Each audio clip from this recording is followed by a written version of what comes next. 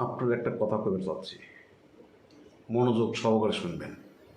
বুঝছেন, আমরা বাঙালি যারা আছি বাংলাদেশের, শুধু বাংলাদেশ না, বাংলাদেশ তারপর হচ্ছে কলকাতা, যারা যেখানে বাংলা ভাষাভাষী মানুষজন আছেন বসবাস করেন, আমরা কিন্তু বিনোদন প্রিয়, খুবই বিনোদন প্রিয়। বাঙালি মানেই হচ্ছে বিনোদন প্রিয়। সেই বিনোদন দেওয়ার আমার বাংলাদেশের একজন প্রখ্যাত কিংবদন্তি এমন একজন ব্যক্তির নাম আমি আপনাদেরকে বলতে চাচ্ছি। সেই হচ্ছেন আমাদের মোশাররফ করিম। মোশাররফ করিমের নাম শুনলেই, মোশাররফ করিমের নাটক দেখলেই এমন কোনো মানুষ নাই যে তার ভালো লাগবে, ভালো লাগাই লাগবে। দীর্ঘদিন থেকে এই একজন মানুষ মোশাররফ করিম, যিনি কী করছেন, মানুষকে বিনোদন দিয়ে আসতেছেন। নাটকের মানুষের একটা সময় ছিল যে নাটকের প্রতি মানুষ একটু বিমুখ হয়ে গেছিল, একটু বিমুখ, এদিক ওদিক সরে যাচ্ছিল। হ্যাঁ, নাটক খুব একটা ভালো লাগতো না।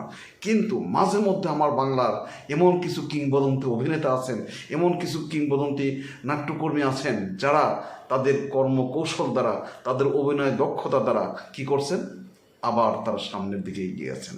দর্শককে আবার সুর করে তাদের এই নাটকের প্রতি তাদের ভালোবাসা জন্মায় দিচ্ছেন। এরকম একজন মানুষ, কিংবদন্তি একজন অভিনেতা, আমাদের বাংলাদেশের বাঙালির গর্ব, তিনি হচ্ছেন মোশাররফ করিম। সেই মোশাররফ করিমকে নিয়ে এমন একটা ঘটনাটা ঘটে গেছে সম্প্রতি, এই 16 জুন 2026। এমন একটা ঘটনা, একটা ন্যাক্কারজনক ঘটনা।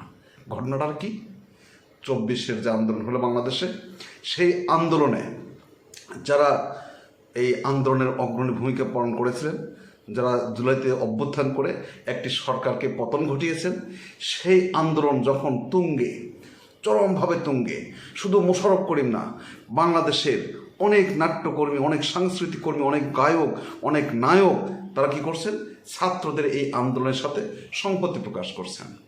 ঠিক আছে, তারপরে অভ্যুত্থান ঘটে গেছে।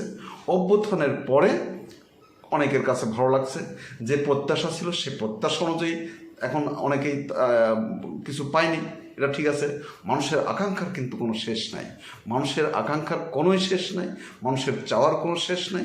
মানুষ চেয়েছিল যেটা, সেটা হয়তো পায়নি। মানুষ একটা স্বপ্ন দেখেছিল যে হ্যাঁ, একটা সুন্দর একটা নির্বাচন হবে, সে নির্বাচনের মাধ্যমে একটা সরকার আসবে, যে সরকার জনগণের কল্যাণে কাজ করবে। অর্থাৎ জনগণকে মতামত দেওয়ার যে অধিকার, সেই অধিকারটা চাচ্ছিল জনগণ। আর সেই আন্দোলনটাই কিন্তু তুঙ্গে নিয়ে গেছিল ছাত্ররা। আর ছাত্রদের সেই আন্দোলনে সংহতি প্রকাশ করেছিল এদেশের কিছু নাট্যকর্মী, সাংস্কৃতিক কর্মী সহ অনেকেই, আমজনতা, তারা সংহতি প্রকাশ করেছিল, রাস্তায় নেমে আসছিল। তার মধ্যেই সেই সংহতি প্রকাশ করার অনেক সাংস্কৃতিক কর্মীদের মধ্যে মোশাররফ করিম ছিলেন অন্যতম।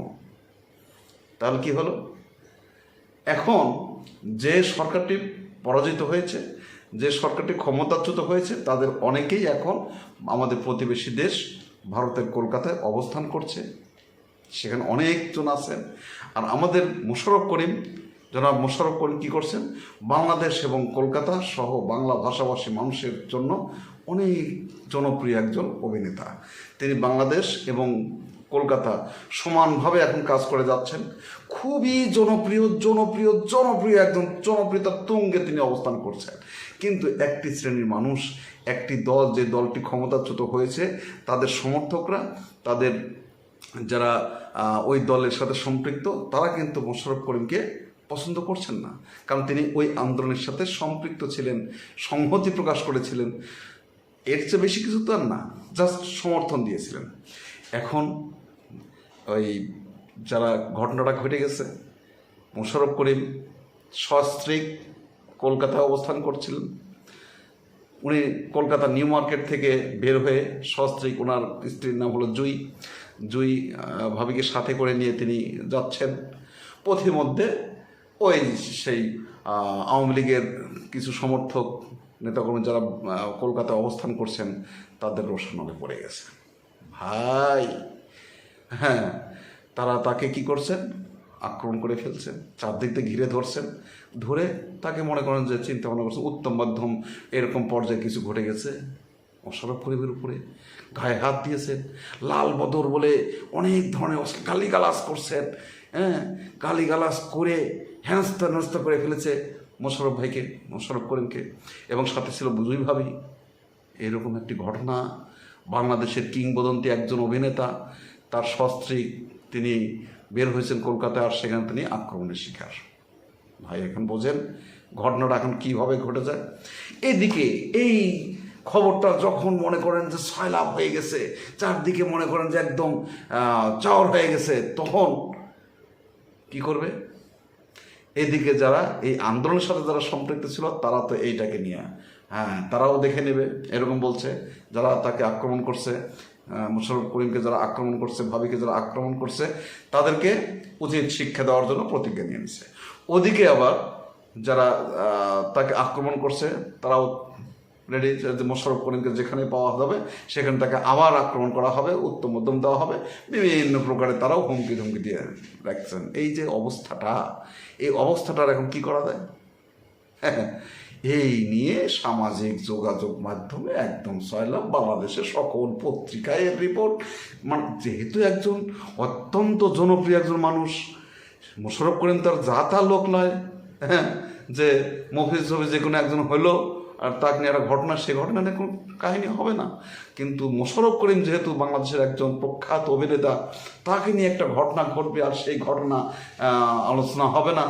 সামাজিক যোগাযোগ মাধ্যমে মনে করেন ফেসবুক, টুইটার, তারপরে ইউটিউব, সব জায়গায় মনে করেন যে একদম ভাইসে গেছে। কী করা যায় এখন? মোশাররফ করিমের কী হবে? তিনি তো আক্রমণের শিকার হয়েছেন। এই বিষয়টা যে তখন মোশাররফ করিমকে যখন আবার উনি আসলেন, আসার পরে উনি সাংবাদিকরা যখন তাকে প্রশ্ন করলেন যে কি ঘটনাটা ঘটছে একটু বলেন তো ভাই, মোশাররফ করিম বলতেছে সামাজিক যোগাযোগ মাধ্যম যে তিলকে যে তাল বানায়, সেই বিষয়টা মোশাররফ করিম নিজেই বলে দিচ্ছে। বলছেন যে এরকম কোনো ঘটনাই ঘটে নাই, যা যা আপনারা দেখছেন বা শুনছেন, উত্তেজনায় যা আপনারা টকবক করতেছেন, এরকম কোনো ঘটনা আমার সাথে হয় নাই। এবার তাহলে বোঝেন যে ভাই সোশ্যাল মিডিয়া কি জিনিস, যার সাথে ঘটনা সেই বলতেছে এরকম কোনো ঘটনা ঘটে নাই, অথচ সামাজিক যোগাযোগ মাধ্যমে মনে করেন যে এইটা নিয়ে একবারে উত্তেজনা শেষ। মোশাররফ করিমের পর চরমভাবে আক্রমণ করা হয়েছে, তাকে হেনস্থা করা হয়েছে, ইত্যাদি ইত্যাদি দিয়ে একবারে মনে করেন যে সয়লাভ হয়ে গেছে। এখন তাহলে চিন্তা করেন ঘটনা কি দাঁড়াইলো? ঘটনা দাঁড়াইলো মোশাররফ করিম যিনি ভিকটিম, তিনিই বলছেন যে আমার সাথে এরকম কোনো ঘটনা ঘটে নাই, বা যা যতটুকু আপনারা শুনছেন বা জানছেন অতটুকু না, সামান্য হয়তো ছিটে ফোটা একটু কেউ না কেউ একটু হয়তো দূরের থেকে একটু বলছে এই লালবদর, এই লালবদর, এই বলতেই পারে, একটা মানুষকে তো মনে করেন যে বলতেই পারে। এইটাকে দিয়ে পুরা সোশ্যাল মিডিয়া, ফেসবুক, ইউটিউব থেকে শুরু করে চারদিক পড়ে গেছে, পড়ে গেছে মোশাররফ করিমের পর আক্রমণ, এই আক্রমণকে প্রতিহত করতে হবে, এত বড় সাহস, ইত্যাদি ইত্যাদি করে মনে করেন যে তিলকে তাল বানায় আসে মোশাররফ করিমকে একদম আরও। তো মোশাররফ করিম চরম বিরক্ত প্রকাশ করছেন যে আপনারা আসলে এমন দুঃখের সাথে ক্ষোভের সাথে কথা বলছেন যে আমার মনে হচ্ছে যে আমি আর ফেসবুকে আর চালাবো না।